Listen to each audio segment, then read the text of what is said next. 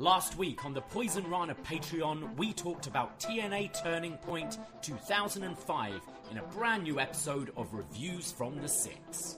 Interviewing 4LK, the 4 Live crew. Okay, you recognize everyone in this, but do you know them by their TNA names? So it's R-Truth, or Ron the Truth Killings. Ron the Truth Killings, correct. Who I guess was K Quick and then came here, right? Yeah. BJ Whitmer, no, what's his name? BG James. BG James. Kip Sabian. Kip James. The James Gang. Okay, they're related now. In this, they're called, they also spin off to be the James Gang.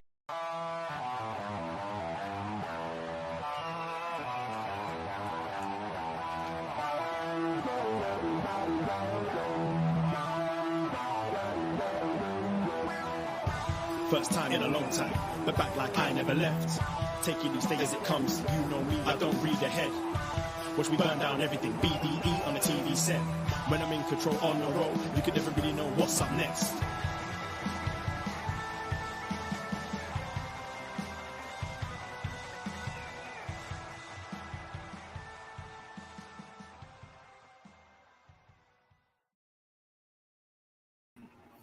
Hello. Braden Herrington here with Davie Portman for upNXT, postwrestling.com, Apple Podcasts, Spotify, whatever podcast app you choose to use. And we are live on youtube.com/postwrestling. Hello, YouTube room. How are we doing? Yes, it is a Tuesday night, a cold and wet Tuesday night, I might add, here in the 6. Snow today in the 6, by the way. So was that? Yeah, good times all around. It's not even December. Really? I just thought it was raining all day. Yeah. Oh. Some Tuesday night.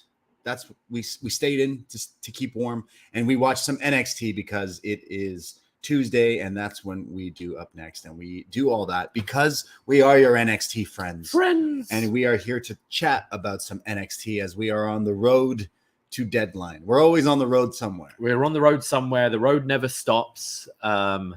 Yeah, deadline coming up on December 10th, I believe. Is that it? Yeah. Oh, man. A couple of weeks away. Yeah, on a Saturday. So looking forward to that in a few weeks. I think it's the 9th, actually. The 9th, okay. So, yeah, we'll be talking about that in a few weeks. And they're doing a bunch of matches and things to get us sorted. As everyone's buzzing about Survivor Series this weekend, we got NXT in like 2 weeks. Sometimes they try to do it the same weekend. I guess they're like spreading their wings a little bit. They haven't done it the same weekend for a while now. Yeah. Since they've kind of returned to the road, I think they've only done Stand and Deliver on the same weekend. Yeah. So we're looking forward to some weekends of wrestling. We just had a weekend of wrestling because wrestling never stops. It'll never ever leave you. We had Full Gear AEW. We did a whole show over on Poisonrana. Go search that in your podcast app and hit that subscribe button and check out all the other shows that we do on that free feed. We just ran through the entire card, what we liked, what we didn't like, what we kind of agreed on, and we didn't agree on. I think everyone could agree on Hangman and Swerve fucking killing it. So listen to us talk unless about you're Jim Cornette, but like, but fuck him.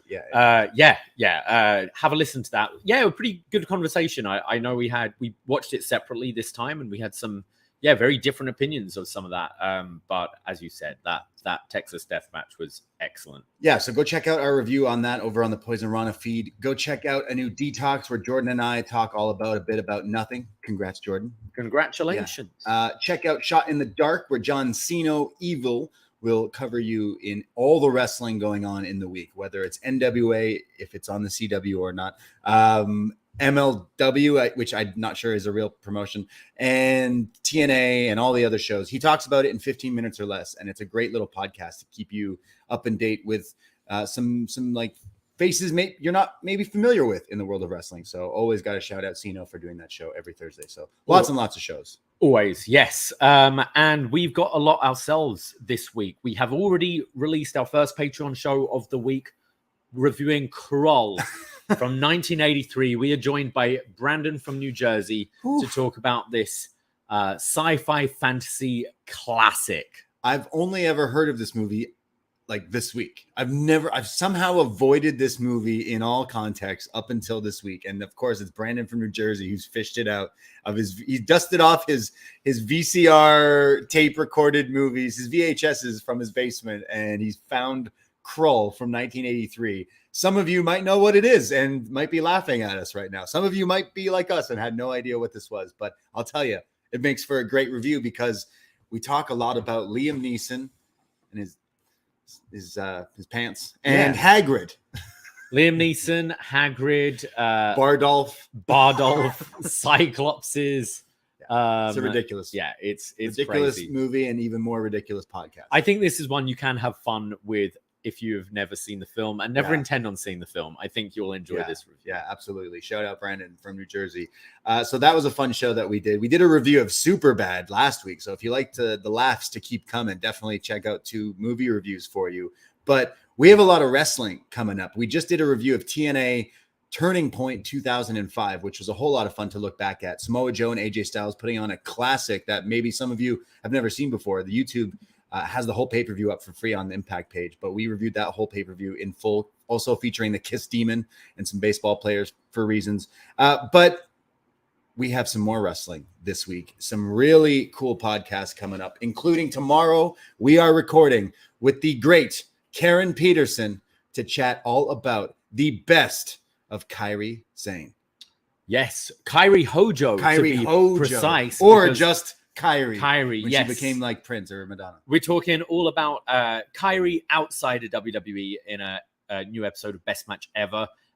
Karen has given us this incredible list. I've posted the doc on the Patreon, so you can look at not just the matches we're going to be talking about, but so many other great picks of Kairi's career outside of WWE.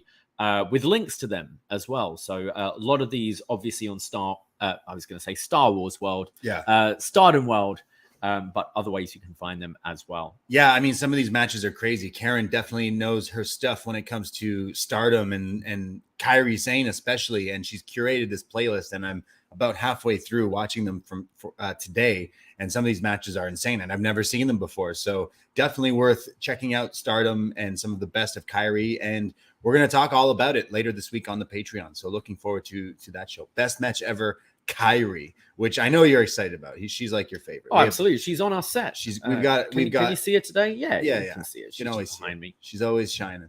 And looking forward to see what she does at Survivor Series. Yeah. We need that moonsault elbow combo from the top of the cage, don't we? The Sky Pirate drop. Yeah. The moonsault elbow at the same time. As Asuka's missing someone. And I'll tell you, one of the matches I watched that Karen put on the list was Io versus Kairi from January 2016, which is a match I've never watched before. I've only ever seen the other one. Right. So this today just like blew my mind. So I cannot wait to talk about it. And yeah, I can't wait to see where Kairi being back in the WWE with Io, Sky, and that whole thing kind of playing out, because I want them to all kind of stay together the way it is right now. But there's going to be some heartbreak. They're going to get Bailey out. Yeah, Karen can get out of there, really. But yeah, I've been loving that. And looking forward to Survivor Series with it being this weekend. We'll get into some predictions in a sec before we talk about NXT. But we also thought it would be fun to review a classic Survivor Series. And that's what we're doing this Friday. We're recording a Survivor Series 1996 review featuring the maybe not so famous Bret Hart versus Stone Cold. But it's still a great match. They themselves say they love this match. So obviously everyone remembers their Mania match, but this is the kind of more forgotten Austin Hart match featured on this pay-per-view. Yes, also has Psycho Sid versus Shawn Michaels for the WWF title. But a lot of people might know this one as in 1996, a young Dwayne Johnson had to make a choice. Was he going to go to into the UFC MMA, or was he going to partner the Stalker and Jake the Snake Roberts in a Survivor Series match? You think the Stalker and Jake the Snake were like, "Hey kid, you got any change?" And young Dwayne was like, "No, I only have $7 in my pocket. Sorry." He probably said, "I only have $8," and Jake was like, "You know what sounds better, kid? 7." Yeah, I love The Rock on Joe Rogan explaining that he wanted to go into MMA, and I completely believe it. Yeah. I can't see him in MMA at all. No. I watch him in when movies. He was like slimmer. Yeah. I can't really picture it. He's giant now. And no one would probably. I mean, people probably want to start fights with him because he's like. But I never would think of The Rock as someone who would like be in. I'd love to see him go to the octagon though in that original 96 blue Tassels, with the tassels, Rocky the hair, Maivia. the smile. Rocky sucks. Yeah. I don't know. Like UFC, 300? They're going to pull out all the stops. They want McGregor fighting. They want what? They want. Yeah, they're just waving. Haven't they like, moved away from USADA and why using are we now? doing all this testing thing? Yeah, it's let's way just more have fun in the Wild Yeah, Wild West. Absolutely. Let's go call up some ex-Power Rangers. Just get everyone involved in You know, fighting. The Undertaker always wanted to fight. Yeah, you want to do it? Yeah. We going to do it? Wasn't that it with him and Brock? Yeah, fuck it. Undertaker retired from WWE. Doesn't mean he can't fight Brock in the octagon. Yeah, let's do it. I'll start watching UFC again, full on. If they just, do an absolute get crazy. freak show.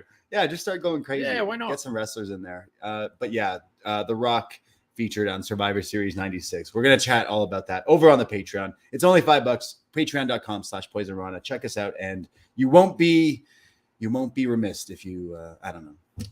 No. Yeah. You know what else we have going on this week? We mentioned Survivor Series. We have an event.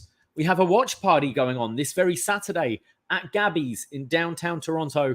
If you are in the area or, just outside the area, why not come in, watch some wrestling with some friends? Absolutely, because we're going to be airing the pay-per-view on the giant projector screen, but we got all these other TVs, and, well, we like to party, and we're going to have wrestling drink specials.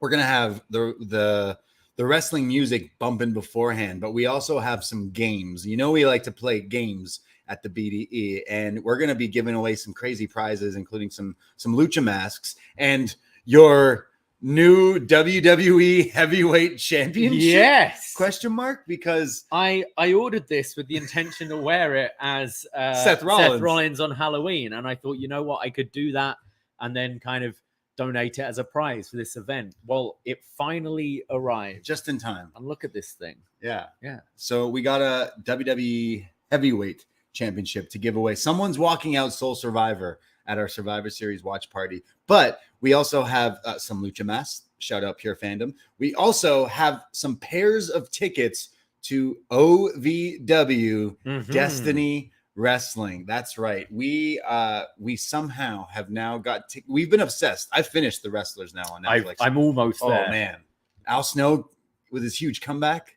Fuck yeah. Well, it looks like he's wrestling at this event. I hope so. Yeah. Is this December 3rd? I think this is. December 3rd. It's a Sunday. Yeah. Just outside Toronto in Mississauga. You know Destiny Wrestling in this area. They've done a lot of events in there, especially tie-ins with Impact and stuff. But they now have OVW touring around North America with the stars of Netflix's The Wrestlers. And that means I get to see Haley Jade live in person. But I'm fucking excited to see Cash Flow. I cannot wait. We got Cash Flow. We've got Layla Gray will be there. Who else? Shira will be there. Yeah. I'm hoping Dark Star won't be there. Sadly, he will be. Oh, he will be? Probably. I don't know. Oh, man. I love this show so much, and I'm so happy for this cast and crew of this show, and I want to support it so much. So we will be there, and yeah, we have some tickets to give away. Shout out Destiny and shout out OVW, because we are going to be partying on the 3rd just outside Toronto here with OVW, and that's going to be a hell of a show. So we got some tickets to give away this weekend at our watch party. And you know what? If you can't make it, this true story, I was working at Gabby's today, the bar we'll be hosting at, and a guy came in, sat down, and had a drink, kind of quiet, and then said, "Hey, I'd love to go to the Survivor Series watch along, but I can't. Been listening to you guys for a long time. Is there any way I can support? Can I buy a ticket anyway?" And I said, "No, don't buy a ticket, but sign up to our Patreon." Hey. And he said, "I'll do that." I gave him a sticker. So shout out Brian. Hey, shout out Brian. Thank you for popping in. It was lovely meeting you. But that's what you can do for just $5. Absolutely. Become a patron. You know what? I'm going to even add to that. I want all you patrons out there listening that if you are a patron for the month of December, come the first week of December, if you are signed up to our Patreon as a world champ, you will be getting a message from me asking for possibly your address, because that's it. That's all. We are sending out some Christmas gifts and some Christmas cards to our world champ family members. So if you've ever wanted to take the jump to become a family member, this is the time. You sign up, you get to access all the podcasts we do, even included is Behind the BDE. And I mean, if you've never been a family member yet, you can sign up and get access to all the ones in the past that would probably get us canceled if you were, and if regular day listeners were to hear. So go check those shows out. But if you sign up this early December, you will be getting something in the mail from us. So I've been working hard with Santa and his workshop. Yes. His little elves Yes. for our World Champ family members. If you want, sign up now, because then you also get to pick stuff that you get to come on and join us, just like Brandon has, just like Emmanuel has, as we're going to be chatting about the Two Towers in a few weeks. Can't wait. So yeah, this is your time. If you've always been a friend, why not be a family member? Get yourself a gift and get us a gift. The other way around, maybe. Everyone gets gifts. Yeah, exactly. Yeah. So looking forward to some of you, because I will be reaching out to our family member patrons in just a week or so, because I want to send you something nice. Yeah. Yeah, because we love you guys. We do. We appreciate all of you. And you know what? If you can't do that, the least you can do is hit that subscribe button. Absolutely. That goes a long, long way. Hey, maybe write us a nice little review in whatever app you use for YouTube or whatever. So it goes a long, long way. And I know it's Christmas. It's almost Christmas time, holiday time, kind of. I wasn't in the mood, but I was seeing my mom the other day, and she's like, hey, I really want to go to the winter Christmas market thing. So I was like, of course. Yeah, of course I'll go. So then walking through like a whole like Santa's Village kind of thing, you know, hot cocoa and some things, I was like, all right, maybe I am in a little bit of a holiday mood, but it's still too early. So no Mariah just yet for me. No, I think get November out of the way. I'll put the tree up, and then we can be proper. And get my spinner ornament up. Oh yeah, you do have that, don't you? We have some weird order. You have a Baby Yoda, I think. Yeah, I saw some cool ones I wanted to get the other day. Yeah, so I might dress the tree. Yeah, exactly. I have put up some lights. You know. Yeah. You put up some Christmas lights in the apartment. They're very nice. Yeah. Kind of just brighten up the place. So brighten up the place. Feel festive. I was really festive yesterday. I went to Tool. Oh yeah. How were they? It was great. Shout out our friend Graham, who is, we call him, I think we got to call him like the ticket wizard going forward. He's just really good at, I don't know, getting friends into shows. And don't give away stuff. I won't say anything. Don't ruin a good thing. Yeah, like this guy, like with minutes to spare, was like, "Can you make it to Tool tonight? Because I got one for you." And I was like, "I guess so." So I made it with like just in time, and they like rocked my socks off. So definitely, if they're coming to your town, would definitely recommend, because I've never seen them live, so I had to jump on it while I could, and they just, who was it? It was Killian Dane's favorite band, wasn't it? I feel like every fucking white dude, I've never seen like middle-aged white dudes, all other than wrestling, all wearing like the same black tee that just says Tool, all like out of their mind, raging. I'm like, where am I right now? Yeah, nice. Not a brother in sight at the Tool concert. Let me tell you that. I went to see Killers of the Flower Moon. Oh, nice. I really liked it. Leo, right? Leo and De Niro. It was excellent. I felt the length with The Irishman. Like, I thought that felt like a very long film. 4 hours. This is like the same. It's 3.5, but I can say I didn't really feel it. Like, I was aware it was long, but it was fantastic. I think it's going to do very well. I want to see it. I'm going to have to wait. Like, I don't like, it's definitely long. I remember watching The Irishman in like 4 parts or like something like that. So, but it's Leo. So like, he's my favorite. So I've not watched every single movie of his yet, but I've slowly like caught up. Same with Christian Bale. I've been like, okay, well, these are my favorites. Like, let me see some of the movies. And this one does look good, but, Scorsese's come out and said that. Remember, I referenced his daughter had a like TikTok thing, right? And he said Birdman was better than The Good, the Bad, the Ugly. Okay. In this thing, and the internet was like, "Come on, bro! Like Birdman's good," but like, and then he's now come out and been like, "Yo, like she made me do it. It wasn't me.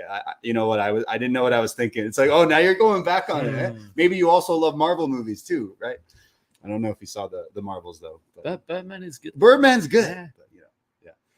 So that's what's going on. I guess we could talk about some other things. Should we do predictions for Survivor Series before or let's after? do it. Do it now? I reckon let's do it now. Sure. Let's go for it, because this weekend, yes, it's War Games, and Cody Rhodes finally gets to participate in the match that his father created. Yeah, that's definitely the kind of the buzz for me, at least. Yeah, because it's the first Blood and Guts was going to be something very different, wasn't it? Because it was going to be around November, December time, but the pandemic hit. It was going right. to be in New Jersey, if I remember. It was like the Elite versus... And it was probably going to be the Elite versus the Inner Circle. And then That's they went and did the Stadium Stampede thing, didn't they? Yeah. During the pandemic. So Cody's never done this match. Yeah, which is pretty crazy. So definitely looking forward to that. With the return, they've announced it that because of the tie-in with Legacy, that Cody's made a call to his friend Randy Orton. I really liked how they did it with kind of him making a call earlier in the night and then just building up the crowd and like the crowd just chanting him, and it's like they're right. Yeah. But what I also liked was Jey Uso's face. Yeah. Where like he's seen a ghost. Where he's like, fuck, because he essentially wrote off Randy, right? Didn't he? So his face was great. Yeah. I like that they're not just like, oh, we're all good guys now, so we're friends. That's definitely changed lately in WWE, because as soon as AEW started, that was something they focused on. Is like, people don't forget about different storylines, even though you're supposed to be like those Young Bucks did not forget Chris Jericho attacked their dad when I did as a viewer. Did, but so I love that Uso's a little scared there about Randy coming back. But I like how they also let us know so that we're not hoping that randomly CM Punk would show up. Yeah. Because he's showing up to fight Shinsuke, right? Well, that is that what people are thinking it's being teased, or it is being teased. Like, this guy is so embedded in people's brains that they're like, oh, Shinsuke has to be talking about him. Oh, the extra on that team is also him. Oh, also it's like, yo, like the dude's just happy calling UFC C-level pay-per-views. Just let him do it. Okay, yes or no? Are we seeing Punk on Saturday? I guess devil's advocate. I fucking hope so at this point. Yeah, let's stir the pot a little, Paul. Like do it. Why not? But for a Shinsuke Nakamura. I don't think that's it. No, it should be Omos that comes out. What, for a Punk feud? To come out for Shinsuke. Yeah, that's the match I want. Omos versus Punk. That's the one I want. Omos versus Shinsuke. I imagine. Yeah, we haven't seen Omos for a while, have we? Yeah. I just don't know. Like the Punk thing, like WWE should just do it. It would just really burn the fucking like. I don't think we're getting him on Saturday. I did like someone's tweet that said like they'll give $10 if he doesn't show up. He's like, he's showing up. I know it. Right. So I liked it. Oh, nice. You're gonna get $10? Yeah. I don't think we are, but no. Like, part of me is saying let's hope for it so that we can see, so we can like, mix things up. It would be a great moment in the bar, wouldn't it? If Cult Personality hit. You can serve up some Pepsi plunges. Crazy. Yeah. We have it on our menu. Yeah. So no, it's alcohol free. It is. Just like CM Punk.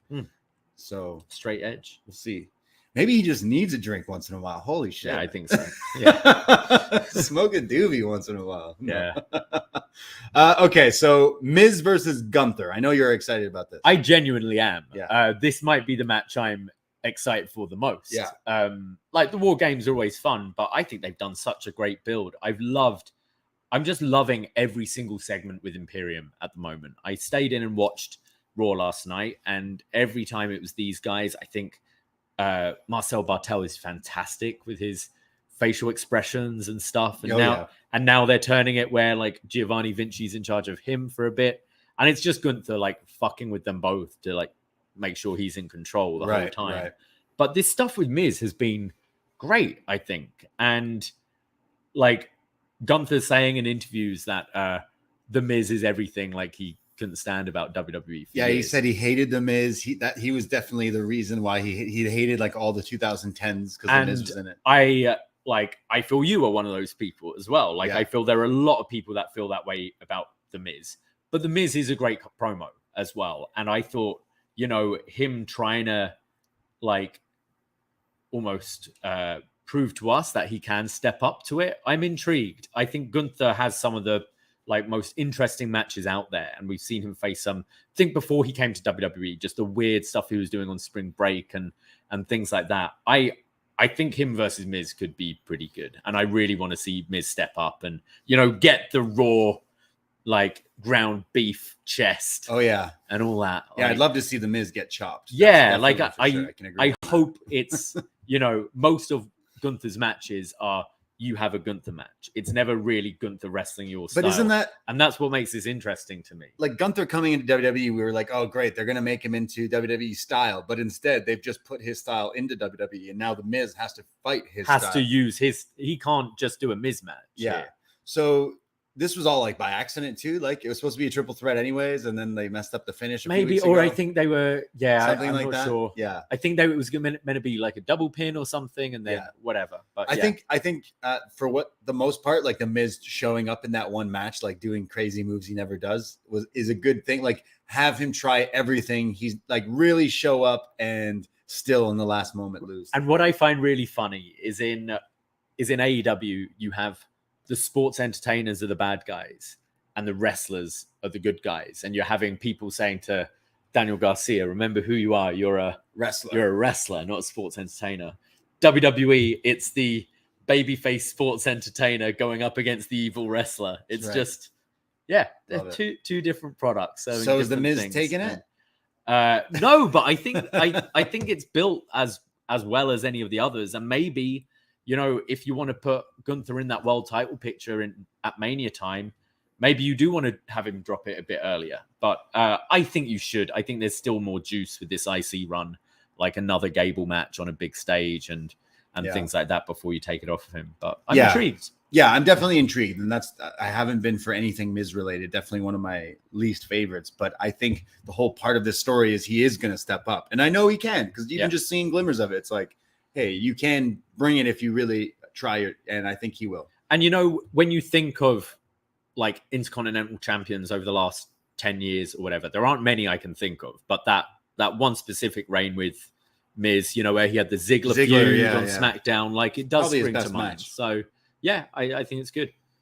We have Rhea Ripley versus Zoe Stark for the Women's World Championship. As much as I think Zoe's definitely stepped up for being on main roster, I think this is just another kind of stepping stone for Rhea Ripley. Yeah, it's like they're holding everyone big off for Rhea until, Mania. Just get one of those Mania matches against a Charlotte or a Bianca or any of them. Rhea's not really faced. No one. Well, she's faced Charlotte, but everyone else. She's just one of the biggest acts right now with Judgment Day that they've kind of put her title picture aside, even though she's the champ. It's definitely like she still feels like a huge presence on the show. I just think there's such a divide at the moment between the top tier women. Your Bianca, Charlotte, Bayley. But this will be good. Becky, I think Zoe will step up for sure. She's great. And I think they are trying to do a good job. Like the focus they've put on like Xia Li in recent weeks and with Zoe here, I think they're doing a good job of trying to build up that lower mid-card women's division. But it's just a no-brainer who's winning here. Rhea. Hope it's a good match. Okay, what about this? I can't believe I'm seeing Carrillo in a singles match on a pay-per-view taking on Santos Escobar. I think Carlito's got to take the L here, sadly, for Santos. But I'm shocked Carrillo didn't join them. Thought he'd come in and turn on Ray as well. But I thought you were going to have a bit of a divide. Weird to see that the former Legado have side with Ray and not with Santos. Oh, I did hear on, I think it was Rewind to SmackDown, someone suggested the Garzas coming up to be with Santos, and I think that would be great. We've seen the finish more this little side. run on NXT and have them. So then you have, because at the moment it's like Santos against like 5 people. Which feels a bit unbalanced for the heel in this. I loved his promo, but I loved the social media stuff that he was posting in referring to his promo in Spanish on SmackDown. Nice. Just go to his social media to find it if you haven't seen it. I was howling, but I also loved that he had the photo of himself in the promo and next to a picture of Tony Montana, and he was wearing the exact same thing. And I was like, yes, that's this guy with like has the edge that some of the other guys don't have. Like he's got this mean nastiness that we've seen in NXT. It's good. He's in his right spot. I've liked him as a babyface, but I think this is what to the like wider public who haven't seen NXT, it's what's going to propel him to the next level. You're already seeing great feedback about his promo last week on SmackDown. And I think they proved last year with the Dom feud that you can put a feud on ice for a little bit, like Ray's away, you can use this time to really build up Santos as a mega heel for when Ray makes his return. Yeah. Which will be for Mania. Hopefully, yeah. Which, and I thought they did a good job of that last year with separating Dom and Ray for a bit. And then it's like Mania season, let's heat it up again. Yeah. So I think they're going to do the same here. And I think it's going to be good for Santos. Hair V mask. Love it. Yeah. Absolutely. Definitely needs to happen. I love how Santos Escobar has turned heel and George Santos has turned babyface, and all in the same week. Have you seen that guy? This like senator who's like, it's being revealed he's like this whole senator or whatever. Right. He's like this like phony, and everyone's catching on to him, and he's like been lying about everything his whole life. And then it comes out. So everyone hates him, especially Jimmy Kimmel's been ripping him for months now.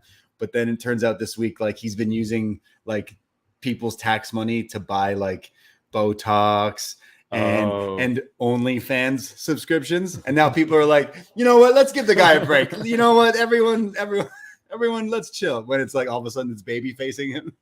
Ridiculous. But yeah, shout out George Santos Escobar, biggest heel. Okay, what about the women's War Games match? Bianca, Charlotte, Shotzi, and Becky taking on Damage Control. Do you see any more? We're having 5-on-5 with the men. Do you see another 2 being added like on Friday? Oh, right. Or anything? I don't know. Do we get one of the classic turns in these things? It seems that NXT women's, it happened before. So you could, like, I wonder whether you debut Jade Cargill here in a monster spot. Like, not in the match, but like, think kind of Kane making his debut. Sure. Whoever her first opponent's going to be, Becky, maybe. Right. You know, go in there, destroy Becky, and Damage Control kind of steal the win. And then you've got Damage Control like still on top, but a big feud coming out of it, maybe. Yeah, I'm not sure. Maybe they do add someone, but right now because they've gone cold on, like, they had Jade on like every show for 2 weeks and then just disappeared. And I think maybe it's to do something like that. Possibly. Yeah, you could be onto something there. Or they were like, or after the Rhea match, perhaps as well. Yeah, that's something you could do. Who do you see winning this? I hope Damage Control. I do see some sort of screwy something happening with like a turn on someone or someone getting kicked out of a group or specifically Damage Control, but I don't know. We'll see. I could see them winning and then on Monday they kick Bailey out. Or Monday, like, we didn't need you or whatever. Like, yeah, SmackDown, I guess. Yeah. What about the main event, I presume, which is the men's War Games match? Cody Rhodes, Seth Rollins, Jey Uso, and Sami Zayn, and Randy Orton taking on the Judgment Day. I think Judgment Day and Drew. Judgment Day and Drew. Yes. Right, of course. How could I forget that? We getting Randy Orton RKOing Rhea Ripley in this match. I think that's coming. Yeah. But I can't remember the last time Randy Orton wrestled, but for some reason, it's like 18 months. It feels like a long time ago. And for some reason, the only thing I can remember is when he RKO'd Nia Jax. Yeah. So let's redo that. And we had people Ripley over for that, didn't we? Yeah. Yeah. People were like, what the? Anyways. So yeah, Randy winning it with Cody. Or whether he, do you think he's going to come back and turn? I don't think so. I'm like, Jey Uso would be really pissed. Whether he just RKO's Jay and walks out. Okay. Because of he fucked him up all that time ago. Funny. And then, Randy is better as a heel, but there's definitely you've got to have the babyface run to start with, I think, with his return. But I guess I want Cody. winning. Judgment Day winning, maybe. Weird.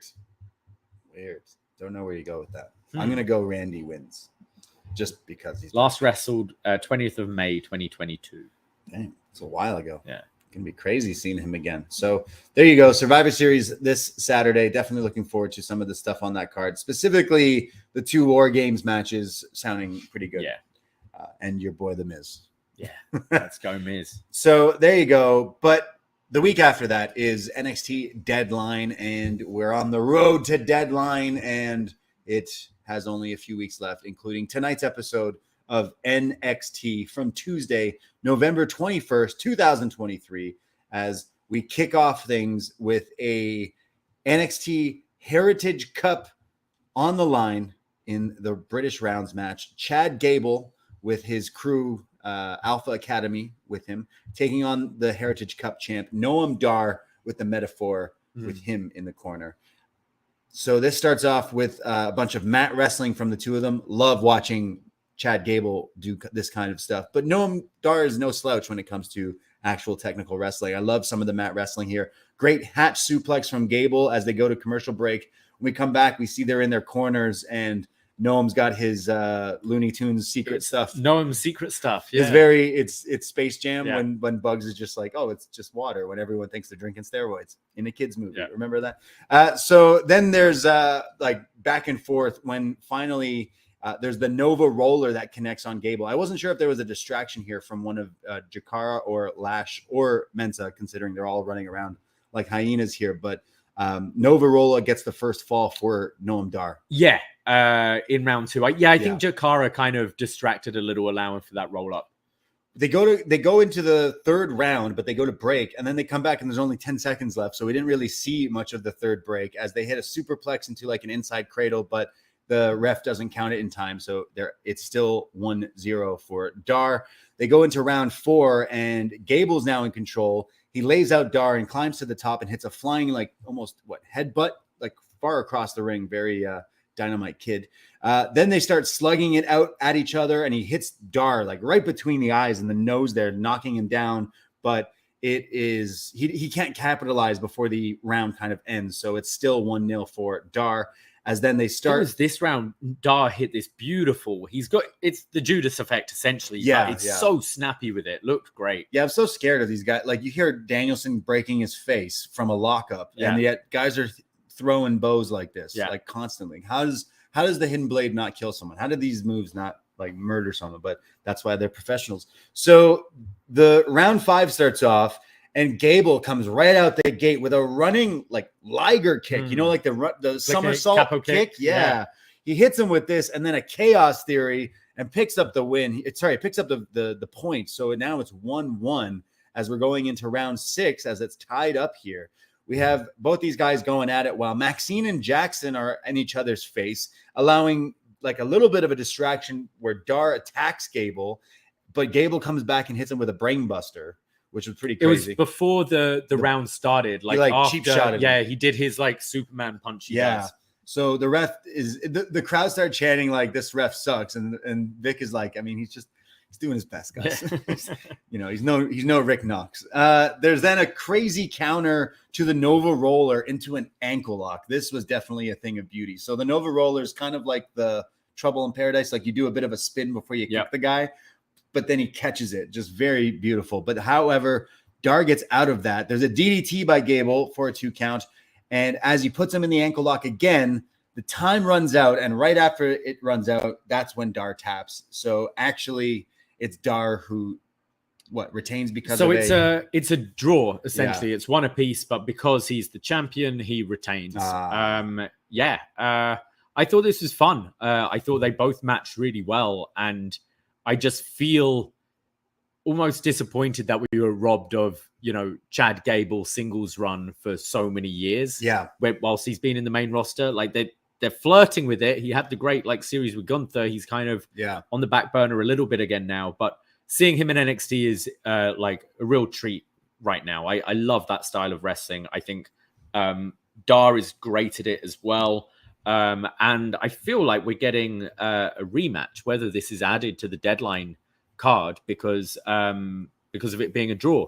They were building up as well how this is the first time it's gone to around 6 on US soil and stuff like that. So I feel they're building up for a rematch. Definite broken record, but I want this in a normal match is what I want for deadline. Because I got I feel like I never fully get a match when I watch these ones. I think there's justification to do that, seeing that it was the draw. Yeah. You can go. Yeah. I do enjoy just to break up. Having something different. I do enjoy these matches, and I think some people play with the rules a bit better than others. But I agree. I'd love to see this as a straight one-on-one as well. I hope that is announced for that show as just a one-on-one, because these two definitely, you kind of said it. Gable is someone if you've watched, whether it be in the tag team in NXT or kind of floating around up until Alpha Academy kind of catching on, where now you're seeing him actually wrestling. And that Gunther feud was easily enough to have him win that title eventually, because he's so good. But I thought Dar and him were definitely clicking with some great wrestling. They were countering each other, brain busters and kicks and submissions. So definitely want a rematch. After the match, Mensa gets in the face of Otis, who just like no-sells him and throws him right out of the ring, and then turns around and stares at Lash Legend and kind of gives her the old like wink. And she's kind of grossed out as she's pretending to throw up in her mouth. But then she turns around and gets slapped by Maxine and like falls over. But Otis catches her, and then she's like, "Oh, leave me alone." So we might get some mixed tag kind of thing on NXT. Are we getting a mixed tag or romance? Maybe both. She's acting like, "Oh, I don't want anything to do with this guy." What, Lash and Otis? We've seen him. We've seen Otis he's pull. a ladies' man, yeah. Yeah, we've seen him pull. He can do it. So you never forget what was it? Mandy Rose? Mandy Rose, yeah. Wow, great stuff. And their WrestleMania moment. Absolutely. Oh, yeah. I wouldn't mind actually if we're continuing with this. I think it would be kind of interesting to see Chad Gable win and do one of these matches on a Raw. See how it does against, again, to build up this kind of level of people who you aren't really doing much. Similar to what Becky's done on Raw with your Tegan Noxes and Xia Li's. And I think Chad could maybe do something similar. Yeah. And then drop it back to NXT at some point. Sure, yeah. Well, we go to JBL, the wrestling god, self-proclaimed. He says, what an honor. Well, he's not here, but he's a send-in video. What an honor to be able to pick some competitors for NXT Deadline. And he says that he has selected some wrestlers for tonight's matches. It will be Carmelo Hayes, who's definitely made a name for himself here in NXT, and he's like the number one superstar here. And he's going to be taking on someone that reminds JBL of himself, Josh Briggs, who says he's a hard-hitting country boy, so that's why he picks him for a one-on-one match. And then he mentions that Josh Briggs has a partner. He says, I had a tag team partner, and then I left him to become a wrestling god. So he's kind of hinting at we've teasing. We've seen him being like disinterested and that kind of thing. Yeah. So, yeah. And then he picks Thea Hale because she's got a lot of fight in her. And he also picks Blair Davenport because Blair Davenport reminds him of himself. A bully, yeah. Yeah, I was like, Blair Davenport, JBL? Yeah, definitely go hand in hand. JBL's favorite wrestler, Thea Hale. So, yeah, these are the matches that we're getting tonight. And next week, Jerry Lawler's going to pick some. I know they tried it very briefly with JBL and Baron Corbin. But God. JBL, Josh Briggs, there are similarities there. Okay, yeah. Josh Briggs seems a lot nicer. Josh Briggs comes out with How to Make Money Fast book. Yeah. With JBL. Wasn't that his book? And then he redid it as JBL. Good stuff. We go to Tony D'Angelo and Stax, the tag champions. And here they are going to dinner for their big dinner meeting. And I'm going to give them the props for what I assume is them trying to do a reference for Goodfellas. Again, right? Okay, so like they're like, hey, we're going to go through the back of the restaurant, right? Yeah. But I don't know if they've seen Goodfellas because shout out Scorsese. The famous scene in Goodfellas is Leota taking his date, like one shot that tracks them through the back of the restaurant, and then everyone sets up the table for him. This had like Bruce Pritchard on, like I don't know who was cut. This was like Kevin Dunn. Kevin Dunn, cut. I was like, this is like 7 different cuts. This is nowhere similar to that movie scene, but I like that they were trying. Well, I mean, have you seen these actors? Like, okay, the intention possibly was there to do one. Yeah, imagine they did do it. Yeah. Should be noted, this was a taped episode of NXT. Yeah. We do not read ahead here. I do not read ahead, so we were not spoiled on anything. But yeah, it made me laugh that I'm like, oh, they're doing the thing that they're not really doing. Yeah. But anyways, as he's going through the back, it's just like Leota talking to a few people. Ray Liotta's ad-libs in the movie are fantastic. Here we have Tony D being like, hey, is the mozzarella fresh tonight? So they go through the back and then they go into the meetup and we have, who's this? Angie Rizzo, something like that. I just have been writing down Adriana in my notes. Adriana Rizzo, I think her name is. And like a few of these Italian people that we've seen, like they're Italian people. They're fucking mob, whatever. So they're at this meeting and they're like, Chindan, manja. And they got some pasta dishes and they're going to enjoy their dinner and we'll be back. First of many sad looking pastas on this show. Like, sorry, did this pasta look any good either? These are meant to be like... Okay, hold on a second. Yeah. Like maybe Florida just isn't good for pasta.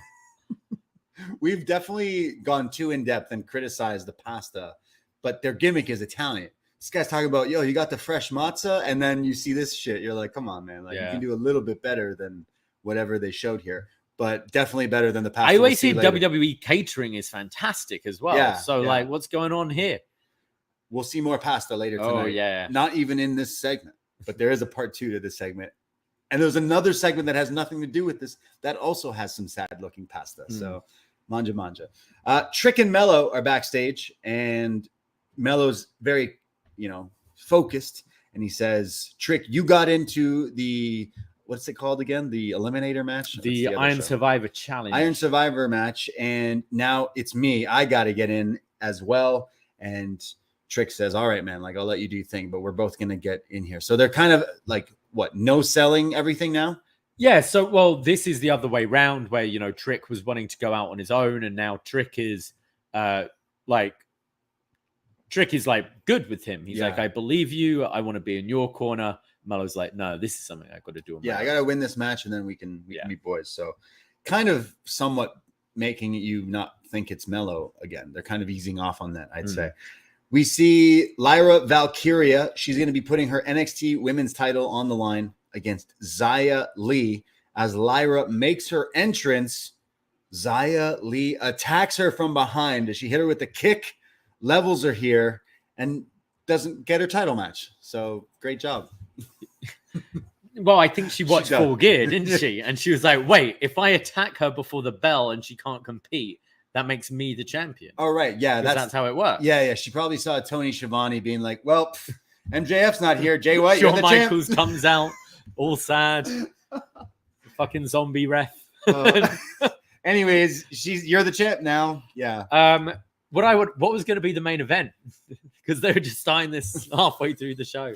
So, yeah, Lyra's taken to the back, and the match will happen later, as we'll find out. So don't worry if you were really looking forward to this match. Adam Cole was busy. He couldn't run out. No, I'll defend it for her. Yeah. We have our next match, Edris and Malik. Edris Enofe and Malik Blade taking on the team of Garza and Carrillo. I'm still just going to say the Garzas for right now. Yep. These two are definitely on a bit of a more mean streak as they've made their way back to NXT. These 4 guys, though, definitely have my interest. I love all the moves they could do here. There was a huge offense when they were beating down on on Malik as they hit like this huge pop-up knee, and they send him into like the nether realm here with this, like, he holds him against the ropes and he gets kneed, and then he just like, this looked great. Yeah, like Garza's got really good kind of like, sort of V-trigger type knees. But this with Humberto pushing him into him looked fantastic. They then hit their gory bomb cutter combo, it's like the blockbuster gory bomb. Yeah, into like an RKO kind of thing as it's a 2 count. I definitely think this should be their finisher. But then Edris gets in with a hot tag. He goes for a 450, but then gets caught, misses it, lands on his feet, but gets power bombed by Humberto, which was huge. And then they pick up Malik and they hit him with a GTS type like double team. So the one guy launches the one guy in the air like a flapjack, and the other one just kicks him in the head. It's kind of like, when Cesaro pops someone up for the uppercut. It's like that kind of pop up with the knee. I liked it. I thought it looked good.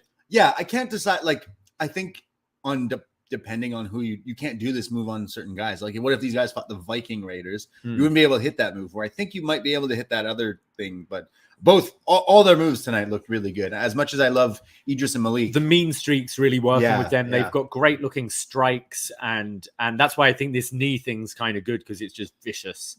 But I'm really enjoying Humberto and Angel, and I hope we see them back in a major way on the main roster soon, because these two are very talented. Definitely. And I think Malik and Edris are always great in this role. Like, they're still at that super jobber role right now. Yeah. But they always shine and look flashy and get over when they're out there, and always make their opponents look good as well. So looking forward for the time for them to kind of elevate themselves as well. I hope they never give up on them, because they've been good for a while. They could easily be put in a tag title run here in NXT. They're definitely good. Love after the match, Garza and Humberto kind of look at the camera and they say, Tony and Stacks, see you soon. You're dead. So they want a title shot against the family, which we might get. We see Lyra Valkyria is being checked on backstage, and they're like, hey, you don't have to do this. You can just give up the title right now. And she's like, no, I'm going to fight. And they're like looking in her eyes like, are you okay? She said something like, even if I was only 10% healthy, I'd go out there and beat Xia Li. That's kind of what she said here. Wow. Yeah. Doc's like, you can't do it. How many feathers am I holding up? We go to our next match. It is a contender match for the Iron Survivor. Josh Briggs taking on Carmelo Hayes. I thought it was great that Carmelo Hayes tweeted out earlier today their history, actually, if you followed these two before their time in WWE, when it was Christian Casanova, right? Christian Casanova and Josh Briggs. They had a bit of a rivalry before WWE. Looks like they were fighting over the New England Championship in CW. Okay. That's what I can see. Not the CW. Not VCW or ECW. Right. So these two, they know each other pretty well as they start things off here. Briggs kind of in control, the bigger guy and the more powerful. He hits a big boot on the outside. Back in the ring, though, Melo gets entangled on the ropes and hits the fadeaway, that leg drop. However, Briggs comes back. He starts throwing Melo around. Definitely kind of showing some of the old Josh Briggs. Definitely as someone who we have checked him out a bit before his time in WWE. And he was always like the single star and always kind of tossing people around, and definitely got that vibe. When we came back from break, he hits a sidewalk slam and more clubs and strikes. Melo does come back with some chops and then runs into another sidewalk slam and a standing splash. And Booker T says it's a hoedown, and Vic goes, a hoedown, and Booker T just like corpses, starts laughing like, yeah, I said what I said. There's then a huge clothesline from Melo as he comes back.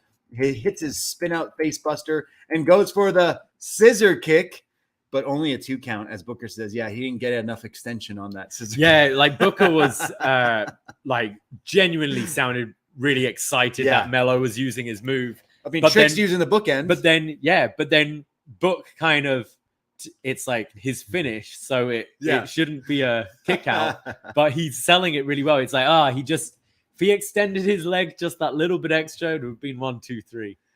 So the match continues. Briggs hits this huge choke slam on Melo for a near fall, and then a big boot sending him inside out, and then goes for his choke bomb, but it's countered in a beautiful spot here into a code breaker from Melo. That looked great. Yeah, he's setting up for his nothing but net, but Lexis King runs out, gets on the apron as Melo shoves him off. When he turns around, he's met by a huge lariat by Briggs, and then Briggs hits him with a top rope moonsault for the 1, 2, 3 in a bit of an upset. Josh Briggs beats Carmelo Hayes and is going to Deadline.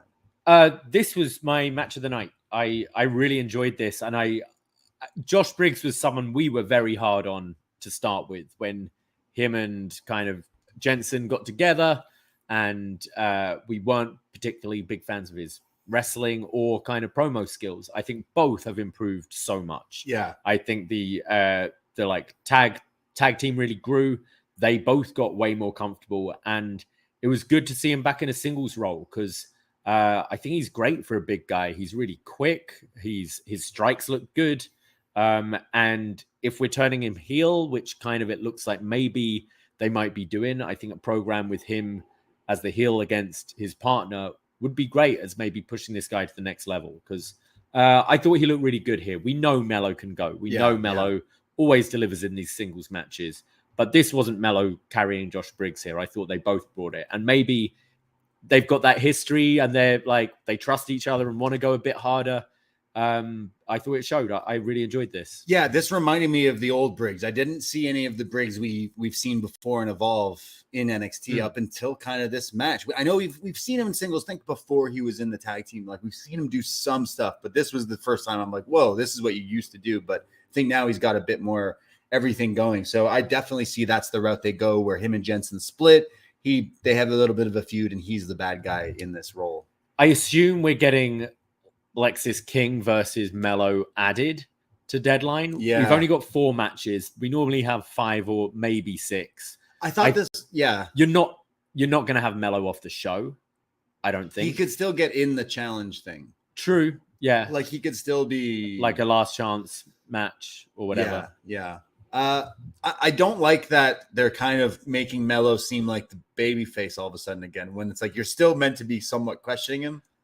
But he hasn't done anything heelish yet. Right. You know, it was that it was a time where we saw him being a little jealous and people thinking he did it why they were booing him. But now it's kind of like, well, Trick is cool with him, so we should be cool with him right now. Yeah. I am liking the look of this Iron Survivor match. It's like big lads right now. You got Dijak, Trick, and Josh Briggs, who are all like pretty big dudes. So maybe Jerry King Lawler picks Lexus King because he's a king. Yeah. And he's in, and then Melo gets the last chance shot, and he's also added.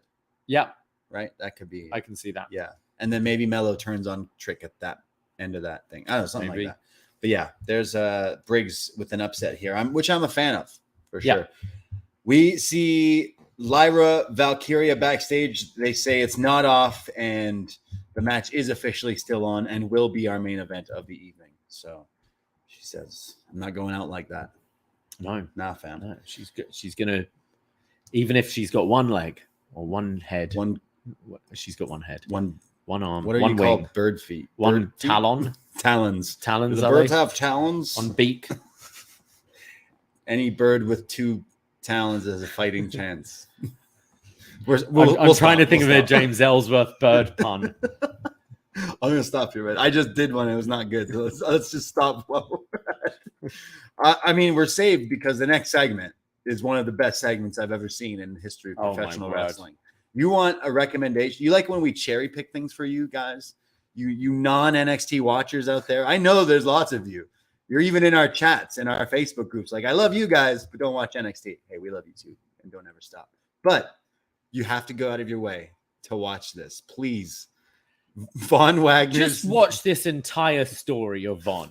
There's got to be like just his segments from his debut in NXT to now. You remember how like people on the internet make like they made the history of like the Hangman Kenny storyline and like the Punk thing. Yeah. Ryan Mann needs to make a Von Wagner, Robert Stone. Once he finally moves up to the main roster, or this story ends, like his whole, it's been wild, going to the woods with Kyle.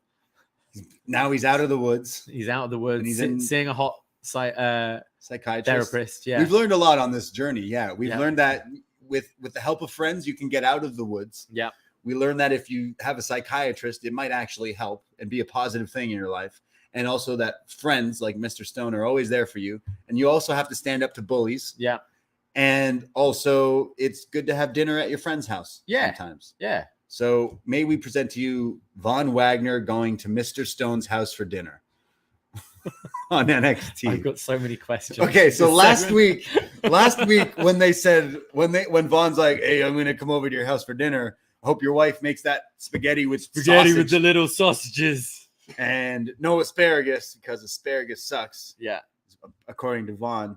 But little did we know that we'd actually get the vignette of him at the dinner, which now we get. meet Mrs. Stone. Yeah.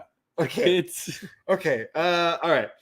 So we go to Mr. Stone's house and the doorbell rings. And here is Mr. Stone always wearing like a nice dress shirt and a nice blazer, right? Yeah. Von shows up to dinner in a wife beater and a tank top. And he's got a like Tupperware container of some brownies. Yeah. Like the most basic, like Lil Debbie's brownies. Rabba. Yeah. With like little frosting things on it. Like they're like, the dollar store ones. And he says, I made some brownies, but I kind of got hungry on the way. Sorry, no. He said, I bought some brownies. Man, I love them. Some got eaten on the way. Do you like my tank top? It sounds like maybe he's had a few too many of these special brownies. He's fascinating to me. Is he being directed to act this badly?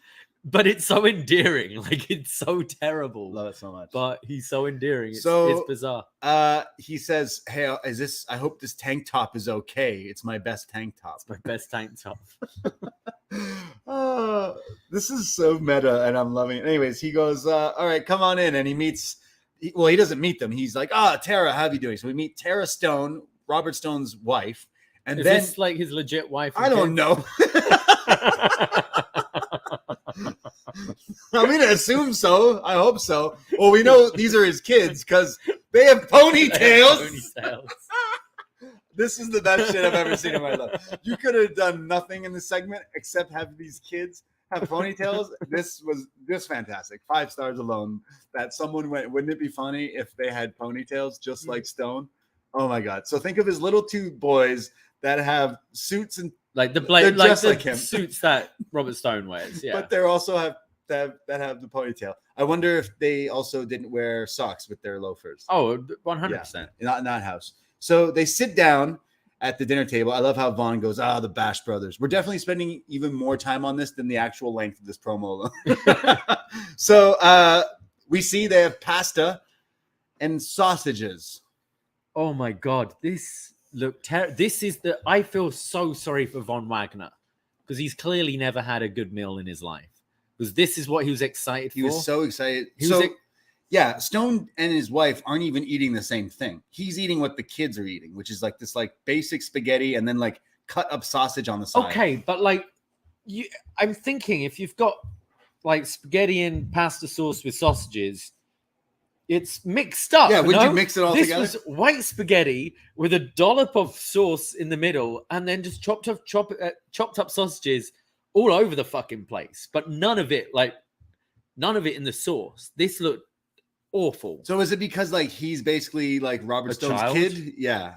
Is that what they're trying to get at? Why are you feeding your kids this? Is this like the movie Jack or something? I don't know. Yeah, I guess so. So he's got this and he's like, I gotta eat my sausages. And he's got a pretty fucking big plate of spaghetti and sausages there. And the kids are eating it too. And then he jokes about asparagus sucking. And Stone's like, hey, like we're trying to make the kids eat healthy and stuff. And he's like, that sucks. And he's like, hey kids, how's it going? And the kids mentioned it's great, but they got some bullies at school. So Vaughn says, you should tell me who they are and I'll fight them for you. And Stone and his wife are like, please, no, like no violence in this house. We don't like that here. No fights. And Stone and his wife, who are not eating the spaghetti, they're eating like salad or something. They say like, we'll be right back. We got to go get something in the kitchen. Did their food look any good? I was so distracted by the spaghetti. It's probably a bag of salad. Yeah. As they leave the room, Von Wagner like whispers to the kids, like, write their names down. I'll beat them up as the segment fades to black. Yeah. Wow. This was I loved it so much. No idea what this is building to. I really don't know where this is going. It does not make any sense to me. But I love it so much. I love it so much. I love this so much. Yeah. Von had a nice meal rounds. I'm going to say something I say constantly. Wrestling is better than a lot of things people like. And this proves it right here. This is ridiculous. I don't want to keep going on about the food, but just... it looked pretty sad. It looked sad. Like the little things. Do you remember Gargano and Candice? Their meals look like shit as well. Is it always because like you're filming and like the food's just sitting there? And like, I don't know. How hard is it to just don't do stuff with food in it then? Like, you don't need... It's the fact that whenever they do this, they're always like, this shit's good. Like... yeah, I mean, I guess the Bron Von stuff is done now. We've moved on from that. Okay. So, like, what? Like, yeah. Where does this go? What is the point of this? Other than to make us pop? We know. But like, that's what I mean. It's like right down to the like the direction and the acting. Like, yeah, they must know what they're doing here. As in, like, this is so hilariously bad, let's put it on. Yeah. Because you've got to be directed. Like, it feels like a specific style. Like, yeah, he feels like a Taika Waititi character, just some like, big dimwit who can't act. I don't know. So yeah. Whew. Just go and watch this. It was the best thing on the show. It was like, it's so out there that I don't even... No, that was his other sketch. Yeah, that was in the woods. Yeah, sorry. Wow, just incredible stuff. So I'm really interested at where this goes. Because if this goes to Vaughn and him splitting up, like, this guy ate at your dinner table, man. Okay, well, it would be Stone managing like screwing Vaughn. Like, that's what has to happen down the line. He's his boy. I know, but at some point, like, Stone will have like his new project. Make him just be a tag team wrestle for the tag titles and win them or something. I don't know where you go with this or what the point is, but really I can't wait to see what happens next. Because like his kids had ponytails. Yeah. And someone needs to take accountability for that and deserve Von an applause. kind of has a ponytail. He could style his Right into a Robert Stone. Okay, that's where it's haircut. going. We're getting a Pretty Woman style. Like, hey, you came to my dinner like In a tank top. Yeah. You brought me store-bought brownies that you ate. Like, you need to like step up, man. You need to dress for the job you want, not the job you have. Exactly. And like, definitely, like, we need that. We need Stone taking him shopping. Have we had this before? Probably. I don't know. We need him to get We've loafers. had that so many times. Yeah, I know. Turned my brain. Mr. Stone's tweeted, I've eaten dinner with a lot of different people in my day, but when Von comes over, it just hits different. Stone family dinner was a success. He didn't reply to me this week. Oh man, you know we love Robert Stone, but I thought you cooked him. But you tweeted him last week when he's like, "Hey Vaughn, when Vaughn's like, is your wife gonna make that special spaghetti with sausages?" Yeah, you tweeted Mr. Stone saying, "Hey, what's that recipe for the spaghetti with sausages?" And Stone replied to you. What did he say? He said, "Oh, it's a family secret." And then after watching the segment tonight, you replied, "It's okay. I don't need that recipe." We love you, Stone. Don't take it the wrong way. We're just playing along with you. We love you. Because that segment tonight was fucking amazing. Oh my God. Nothing. And I don't care about who's under a devil's mask or anything. This is the best. Looking at this, sorry, do we go way too long on this? Looking at this picture here, and like this kid really doesn't want to eat this pasta. And Von is like, pasta. "Oh, I've got to pretend I like this."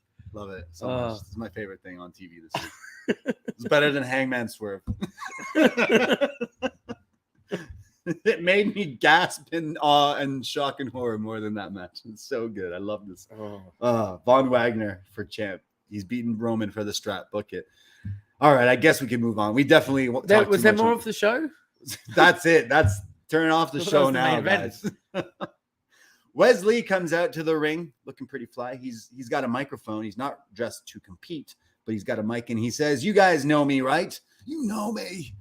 He says, Judgment Day have been running roughshod in the WWE, and he can't wait to see them get theirs at Survivor Series. But he says Dominic Mysterio is a terrible human being, and he can't wait to punch him in his face again because his face is so punchable. But he says he's not a real champion. When I was North American champion, I belonged here. So I deserve another shot at this title because I've been robbed of this my championship. Hey, Judgment Day always winning it. Yeah. Out comes Dominic Mysterio, who says, Wes, you're really good at losing. He says, look at you. You got beat by Ilya. You got beat by Melo. You took some time off. You came back. You got beat by Corbin. So you think you deserve a shot? Shut up. And, well, that's what Wes tells him to shut up and says, Judgment Day has been saving your ass. That's my title. I want it back. And Dominic says, no, but how about this? Next week, there'll be a 4-way match. And if you can beat some former North American champions, then you'll get your shot at Deadline. Yeah, and we might as well say now. Yes, they have announced later in the show that next week it will be Wesley taking on Bronson Reed versus, so a 4-way match. Wes versus Bronson versus Gargano versus Cameron Grimes. Wow. That sounds awesome. We just jump in a DeLorean? That time and yeah, that should absolutely steal the show next week. It's a blast from the past for us. They were all the North American title kind of. Yeah. Yeah, I like this. I assume Wesley's winning this and going to Deadline. Nah, Johnny wins it. Dom. Nothing happens. But yeah, I'm really looking forward to this match. I think that sounds awesome. Yeah, it's kind of out of left field and a little weird that would be the baby. So what? As Dom just like bought everyone's ticket to yeah, Florida next it's kind of baby Tuesday. Facing Dom a bit. Like, oh wait, Dom is giving us this match. Like Bronson Reed. Okay, you can imagine like Dom has just paid Bronson Reed to do this. Yeah. Gargano, you can be like, nah, fuck that. Like, give Wes his match. Yeah, kind of strange, but I'm excited for the match, but it's kind of weird that it's set up that way. So, like, it could have been Wes like. I've talked to Sean and he set up a North American 4-way to give Sean oh, Sean came up with it. Yeah. And this way it's like Dom came up. Dom just came up with this great match. Yeah. Yeah. Dom should have the pen. Give him the pen. So that's happening next week, which does sound pretty good. We go to a video for the Andre Chase scandal. Hey, remember when Andre Chase got caught doing that thing? Yeah, we still don't know. And he got canceled? Yeah. So we still don't know. However, I love the social media team of NXT who posted a fake newspaper, like clearly Photoshopped newspaper of like a school, university newspaper. This was Photoshopped? Basically saying like this all about Andre Chase, everyone's favorite professor, now caught in a huge scandal. Again, not saying what the scandal is, but then like on the side of the newspapers, like the other small articles was like Survivor Series this Saturday. And then students plea for security cameras in dangerous parking lot.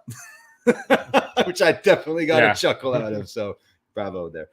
So Andre Chase has no further comment last week, but next week he's going to discuss the scandal. He's going to address the people. Are we going to find out what happened? I guess we have to. Yeah. We'll see. I'd come out with it sooner. I'm amazed these journalists haven't leaked it, whatever it is. Yeah, all these dirt sheets out there. You figure we found out what it is, but we will find out next week. Fuck. Huge week next week. We see Josh Briggs backstage. He's all excited that he won his match, and Tiffany Stratton walks in and she says, "Oh, it is worth noting earlier. He also him and Jensen had a very similar moment to Mello and Trick, where Jensen was saying he was going to go out there and be with him, and Briggs was like, I got to do this on my own. Don't come out with me. Yeah, right. I forgot to mention that Fallon as well was like, okay, we'll stay back. Here it's Briggs on his own when Tiffany Stratton walks up to him and says, winning feels good, doesn't it?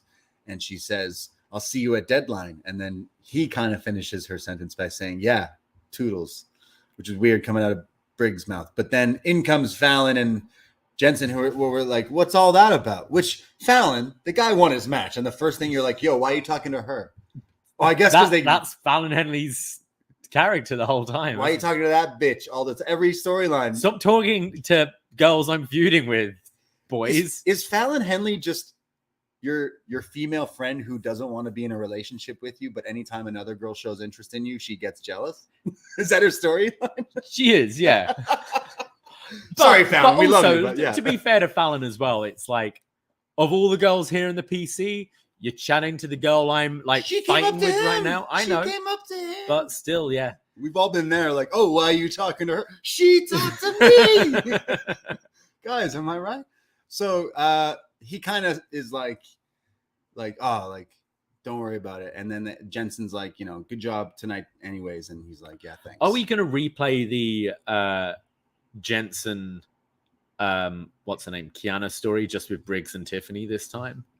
Kind of, I don't know. That'd be kind of weird. I feel like it's just, he's like, oh, winning's good. And I don't know, maybe, but Fallon and Tiff were feuding a bit recently. That's why she's mad, but still it's like, yeah, I can't wait to see Briggs versus Jensen. Sadly, I don't want to see We've had it once. Yeah, but now with bigger stakes. Right? Exactly. Yeah. We go to our next match. Out comes JC Jane and Thea Hale. It's Thea taking on Blair Davenport. So the Chase U music hits, but then JC kind of like they stand it there, and then the music changes to JC Jane's, and then Thea now does the JC Jane like pose. I don't know how to describe her pose, but acting all sexy. It's still the toxic attraction. Yeah, it's a toxic attraction thing. Yeah, like posing as she comes down to the ring, and she's taking on Blair Davenport. It's Blair who starts beating down on the younger Thea and starts working the arm. She's wrenching at it. She puts her in an arm bar and then puts her in a Fujiwara arm bar, which Booker thinks is a Kimura. Thea does come back, though, and starts to go get some offense, and then kind of looks at the crowd where the Chase U people are, and they're all just quiet, standing on their hands. And she's like, yo, like, what the hell? So she turns around, and Blair hits her with that Kamagoye boot to the face and picks up the win right in front of JC Jane. And Blair is going to deadline, and Thea is not, as the Chase U students in the crowd are still disappointed. Yeah, I think I've seen some real improvements with Thea in ring. Like they kept her out ring for a long time, and she was just kind of a sidekick. Yeah. But she's been impressing in the matches she's been having recently. Blair just doesn't really interest me. Like I recognize she's one of the better women there, but there's just something isn't clicking with me yet.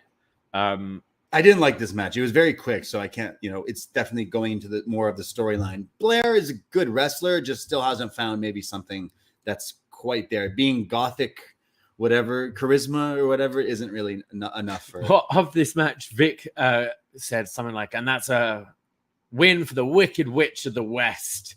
And then he's continuing talking, and you just hear Book like grumbling.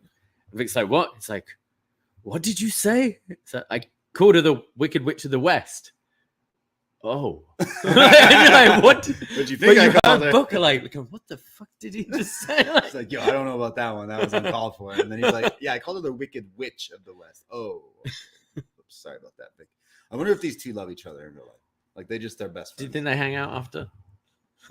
Yeah, they go to TGIFs after the show. Booker doesn't even ask, you want to go to TGIFs? He just orders it for himself. Yeah. Well, that was a match, and Blair's going to Deadline. She's in the Iron Survivor. We get a video, not quite the, what did NXT used to call these? Prime Target? Yeah, not quite that. They set it up like it was going to be that as well, didn't they? I'll tell you, we watched too much fucking wrestling, Davie. As this segment was about to come play, and it says, like, you're going to see a little bit about Baron Corbin and Dragunov. You were like, I bet it's going to be Dragunov, like, doing this intense training. And then I say to you, yeah, and it'll cut to Baron Corbin with his car and his family. And, like, that was exactly what this video was, as it cuts to Dragunov training. The whole thing, though, was Corbin narrating it. Yes. And actually kind of, to start with, it was like, why is that Corbin's voice? Because it was just painting this real, like, kind of sad story that Ilias has to stay in America and fights because to, like, send money home to his family and he's here on his own. He's living in his apartment on his own. And that's why he endures all this pain and stuff, because he's doing everything for his family. Yeah. So, and then Corbin is like, and my family's here in my big house with my cars. Yeah. So, like, the footage of Dragunov training and then going home to this, like, little apartment where he's got no one there. And Baron's like, the only thing he kisses to bed at night is the cold steel of his title. But don't worry, I'll take that away from him too. As it cuts to Corbin, like, look at my house. He says, I've even got generational wealth, and I've got cars, a big mansion. I kiss my wife and I kiss my children every day. I don't know how this guy's a bad guy, right? He then says that he's burnt all the ships of the past. He had to get that in there. And says that the NXT championship is his future, and it's the only thing he really needs right now. He doesn't need anything, but that would be pretty nice. So, yeah. This definitely made me laugh, but you can't put enough lipstick on the fact that it's Baron Corbin versus Dragunov. So I'm still like, oh yeah, it's that match. But the fact we've also seen it already, like, I do think Corbin stepped up since being in NXT. I think this gimmick is probably something that's fit him more than anything he's had in the last few years. Fair enough. His look started to improve as well. I think he's always been quite capable on the mic, and he's a good bad guy who. He's not a cool bad guy. You know, people just don't like this guy. Yeah. Their first match was fine. And I can't really see this one being much, like, better. Like, I don't think it's going to be bad, but I think when you're thinking of a PLE Dragunov match, it's a high bar, you know, and I don't think this will hit it. Yeah. This feels like a TV main event. Very much so. Yeah. I can't say I'm excited about this, especially they've done it already. So it's like, you've already showed it to me. And it wasn't very good. So is Corbin winning then? New champ. Yeah. And Ilya can go up. And he'll kiss it goodnight. Yeah. We go to our next match. Charlie Dempsey with Drew Gulak and Miles Bourne ringside, taking on Eddy Thorpe. We have Eddy bringing it to Dempsey early on here. He hits this running, like, clothesline, knocking him down. But Charlie comes back, though, with a beautiful double underhook bridging suplex for a near fall, and then starts to work Eddy Thorpe's, like, abs and starts doing, like, an abdominal stretch, and then takes his fist and knuckles and drives it into, like, his ribs, and keeps transforming and keeps getting that move back locked in as he gets, like, an octopus stretch, and he's bending the hand and fingers, not quite breaking the fingers, but bending them back. And as he's doing this, it's eventually Thorpe who counters it into this, like, roll-up snug pinning attempt, 1, 2, 3, and Thorpe gets a little sneak victory on Dempsey. But before the ref could even, like, get the ring announcer to say who won, it's catch point back in the ring. I'll just call him that. Jump him like a pack of wolves and start beating him down and stand tall. They do the catch point thing with their hands. They're assuming really going to maybe focus on these three as a team now. No Kemp with them. Oh yeah, right. Yeah, no Kemp. Yeah. Yeah, this was fine. I really like Charlie Dempsey. He's at times though watching, I wonder if he's too similar to Dunn. Like He is. He looks like him. He looks like him. They have very similar move set. Like both are great, but I just wonder, like, do we need two Pete Dunnes in a company down the line? Right. You know what I mean? Yeah. And Eddie Thorpe, he's a little hit and miss with me. I recognize he's good. I think his like the pit match and the strap match were definitely his best ones he's had. I just feel both these guys are kind of treading water a little bit. I feel they've been in the same position for quite a long time now, and there hasn't been a great deal of evolution. I also feel this is how we always see Charlie Dempsey lose. Like, he dominates, he's doing a submission, and then he gets caught with a roll-up. He needs his dad to teach him not to get caught with these pins. Drew isn't the guy to really listen to. No. What does Drew do? Neither's Regal, to be honest. Regal didn't win a whole lot. But, like, maybe that they'll focus just on these three as the team going forward as like the technical wrestling. But Drew's been in and out with the same people doing this for so long. Yeah, I just feel this has been, I don't feel it's been progressing anywhere. Yeah, I guess we'll see. It's going to lead to some sort of Eddie Thorpe's got to find some friends to face these guys next week or something. I guess so. Yeah, have to go to the woods. Stone's house. No. He's going to get like Edris and Malik or something. Sure. I don't know. These guys, they beefed with Alpha. They beefed. Oh yeah, they beefed with Alpha Academy briefly last week. So it's like, okay, we go to the family dinner, the other dinner. There was two dinners tonight, two pasta dinners. Both pastas looked not up to par. We see Tony and the family. We get some great music, dun dun dun dun, dun or whatever. We get Tony and them eating as people walk in and start handing Tony envelopes like, hey, Tony, for the week. And he's like, thank you. He goes, Luis, thanks. Then comes in the guy named Vito. Vito, thank you. Guy named Frankie comes in. Hey, Frankie, how you doing? And he goes, hey, sorry, Tony, it's a little light this week. And he's like, what do you mean a little light this week? All right. We'll have to talk later. So Tony's a little upset by that. Stacks kind of gives him a look. In comes... is this cousin Tiny, who's a big dude? Yeah. And he gives him, he's like, hey, I got an extra bit for you this month, Tony. And he goes, great, thank you. What do you think all this money's from? What have they been doing? Scamming some poor university and its professor for every dollar that they've got. And then he does the classic Mark Wahlberg line, say hi to your mother for me. Yeah. Which I don't. Have you ever seen the SNL sketch? It's Andy Sam. I've shown you this when we've been pretty lit. It's right. Andy Samberg. He used to do this sketch on SNL, like Mark Wahlberg talks to animals. Oh yeah. And then it's just like, say hi to your mother for me. Which Mark Wahlberg isn't Italian, is he? He's Irish, right? But Irish, yeah. You know, potato, tomato, whatever. Adriana Rizzo's there. I remember Rizzo because it's Greece, right? And Adriana from The Sopranos. She's doing one of the worst fake actors. She's right? Like, I love her. You know, God. It's all very hammed up and stuff, but Tony D'Angelo at least embodies it. Like, you know, he's grown into it where it just feels natural to him. Same with Stacks. Whereas this is so forced. Like this girl probably isn't Italian. You know, like... Whoa. Can't be. You gotta say allegedly. I said probably. Yeah. Like, just a guess. I don't know. They leave the dinner and they go to the back door and they're attacked by Humberto and Garza here as they beat them down and they say, we want a tag title match. So they got their wish because when we come back from break, it is announced that next week Tony and Stacks are taking on Garza and Carrillo. I think this was a good week for the Garzas. I thought they looked great in that tag match, and this beatdown I thought was good too. Like they've really shown a good like vicious side in the last few weeks. Including like that fun like TLC match they had. Yeah. Also showing that it's not just the NXT parking lot. It's just any Florida parking lots are very, very dangerous. Know that for it's like the Black Fortress in Krull. It just moves around. Whoa. Listen to our Krull review. That's Krull. Krull. Krull.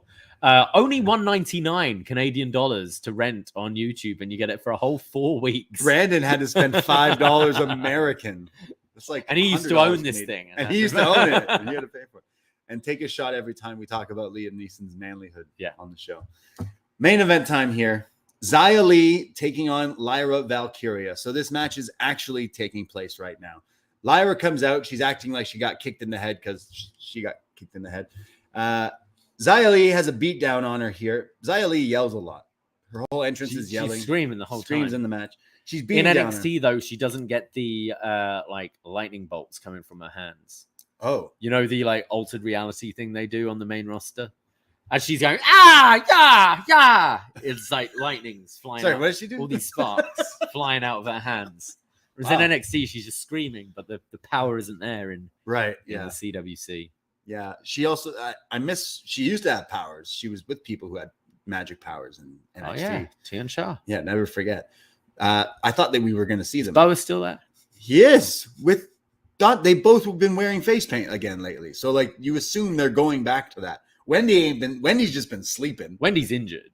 Oh, okay. Yeah. So she really has been sleeping on. They've been sleeping on Wendy. Xia versus Lyra. Xia just puts the boots down to Lyra, who's selling that she's still not 100% here. It's Xia who's just like beating her down. Lyra tries to fight back and starts to climb the turnbuckle, but this was a great spot where Xia like sweeps her legs and basically whiplashes Lyra. She bounces off the turnbuckle here. It looked great as they go to commercial break. When we come back, Lyra tries to fight back. She runs the ropes and hits a swinging neck breaker for a near fall, but Xia comes back here and locks in this beautiful STF onto Lyra. And Zaya's definitely stepped up and locks in this STF, just wrenching on the face of Lyra. I really love the visual of her just like in pain, screaming, bending her head back here. Eventually, when they're both on their feet, she counters Lyra's offense again and hits this like spinning torture rack into a face buster. Very lucha-esque here. A lot of those old-time lucha guys used to do this move. Eventually, Lyra hits her with this like leg trap German suplex for a near fall. This looked great again. And then there's a pop-up knee, this like counter into a sleeper that's countered again into Lyra picking up Xia Li on her shoulders, almost like a Samoan drop, and kind of shows off her new finisher alert, the cradle shock, like the Phantom Driver. I think in Chris Sabin here. But Lyra hits her with this, the bird bomb. The bird bomb. Falcon Driver, something like that. And pins Xia Li to retain the NXT championship. So Lyra is still your champ. And what I think was Xia Li's best match, maybe? Zaya's been stepping up recently. She had a match on Raw with Becky last night, which was pretty good. They've definitely put some focus on her, both on the main roster and here in NXT, which is good because I think she's quite a cool character to have. And I do think her kicks look good. And this was quite a nice matchup because I think Lyra's kicks are some of the best part of her game as well. So I definitely like that finish with the like ducking of the spin kick into a roundhouse of her own. Yeah. Looked really good. Zaya's definitely improved. It's a shame in a way you didn't have the Becky match a couple of weeks ago, maybe when Becky was still champion and could have still lost, but looked really good in defeat. Just you now had 2 losses back to back on Raw and NXT, and you wonder where she goes from here. But I enjoyed this. No, I really thought we used to watch her a lot on the show, and she wasn't really showing a lot of too much improvement, but there was something always there because you'd see she'd be putting in the hours in and like training and all these things, especially on her social media. I was like, yo, she looks like a killer in real life, kicking the kick bags and stuff. And now kind of finally seeing that in here, I thought she was pretty impressive, to be honest. Like, again, it's been months, maybe years since I've watched her. So no real direction of Lyra's opponent for Deadline or if she's having a match. Yeah. You would think the NXT men's championships on the line, so you would think the women's would be. Yeah, for a second I thought when the match was kind of called off is that they were going to push it to the pay-per-view, but that's not the case. And this seemed a clean finish. So who are the options? Who could you see? Well, you'd imagine, Tiff's in the match, right? The Iron Survivor match. I really don't know. I mean, unless I'm just surprised there wasn't really an angle after to kind of do this again. Yeah, whether she kicked her in the head again after or anything, it was just a clean finish. I'm really happy that she got a new finisher. That's something that we've been saying. Like the only thing she was missing. Yeah, like enough. Everyone in the wrestling look fine, but everyone does a splash and everyone does a splash. So like get a new move, and now kind of hitting this cool. Yeah, we need names for it. Frank suggested the one-winged falcon. The one-winged falcon. Something bird related for sure. I'm just surprised she doesn't use the falcon arrow because it's very similar to this move anyway. True. Yeah. This one, like Saban used to really like hook the legs, and she kind of did it that way. Driver. The hawk. Yeah. I don't know. Hawk driver. The ruddy duck driver. Are you looking up birds again? Yeah. How many times have we looked up birds on this show? We're taking suggestions for I'm sure she will be doing the same thing if she doesn't have a name for it yet. But actually, now that she's got this cool move, so I messaged her. They've been replying to me a lot recently. The NXT. So that was NXT. Some fun stuff on this show. To be honest, I really loved Von Wagner and Robert Stone just because it was so silly. Like I can't tell if I loved it or I hated it, but definitely entertained me. So I'll give it 5 stars. Yeah, that and Josh Briggs Mello were probably my highlights tonight. I liked a lot of the wrestling. Gable and Noam Dar, I hope they rematch that at Deadline with a singles match. None of that round stuff. I liked Xia Li and Lyra. I liked Briggs and Mello was probably my match of the night. And we have some stuff set up for next week with some former NXT stars showing up. Johnny wrestling on NXT again. You know that. How many times has he said goodbye to NXT? And then he's like, it's like, this is my last time against Grayson Waller, and that's it. I'm done. Back. But he's like, man, I've got to fight for my good friend Dominic Mysterio. Yeah. Oh, I skipped over Ariana Grace's promo. Actually. Oh yeah. I forgot to talk about that briefly. She says that real beauty queens help each other up and that she is a victim of a heinous attack by Carmen Petrovic. And she says that she had to seek medical attention and that she's going to be back next week to hopefully get an apology. But she hopes that everyone out there in the NXT universe, please shower with soap. So we thought she was a babyface. She still is a babyface, in my opinion. Absolute babyface, because she's telling everyone what we've been fucking saying for fucking years is if you're going to a wrestling show, take a fucking shower or a bath or jump in the river. If you're going anywhere, deodorant, wash, deodorant, soap. Yeah, is your friend. Our Wash your listeners hands. know that. Our listeners smell. We're pretty smart. We have pretty smart listeners, but still, people out there, it's Florida. It's hot, sticky, smelly. Yeah. Listen to Ariana. Bad Grace. food. In Florida? Yeah. Well, yeah, with pasta that we saw tonight. Yeah, true. So that was NXT. We hope you enjoyed us talking all about it. So next week, that 4-way, we got a tag team title match. And then the week after that is the Saturday after that is Deadline. So it is indeed, yeah. I'm sure they'll add some stuff, but yeah. Well, that's what we thought. We have one piece of feedback I can see here, unless some people have added since. Go for it. It's Magan who says, a decent taped episode that pushed things forward. Gable Dar was arguably the best Heritage Rules match to date, and the finish left room for a rematch that will break from the Supernovas formula. I want to give Booker props for name-dropping Rampage Jackson's powerbomb counter from Pride FC during the match. The Trick Mello whodunit continued with Lexis meddling. The Chase You scandal bleeding over to Thea and Lyra Zaya was a solid main event. Next week's got a 4-way with Wesley, Cameron Grimes, Bronson Reed, and Johnny Gargano. Are you fucking kidding me? No, we're not. That's really happening. It's actually happening. It's completely true. We did not make it up. Not fabricate. Yeah, completely real.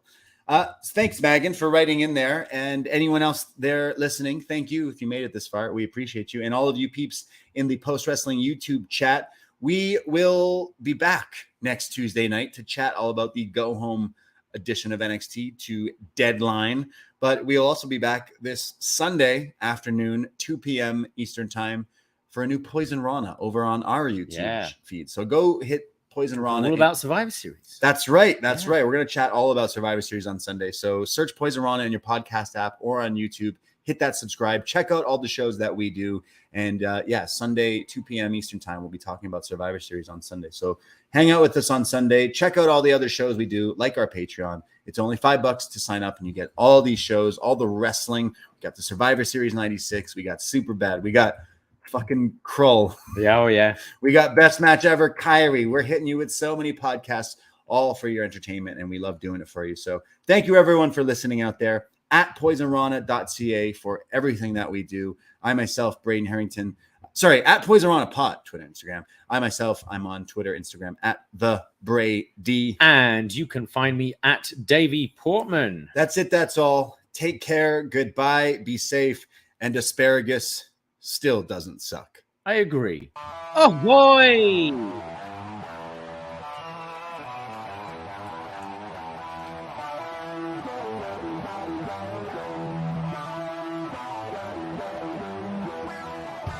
First time in a long time, but back like I never left. Taking each day as it comes, you know me, I don't read ahead. Watch me burn down everything, BDE on the TV set. When I'm in control on the road, you could never really know what's up next.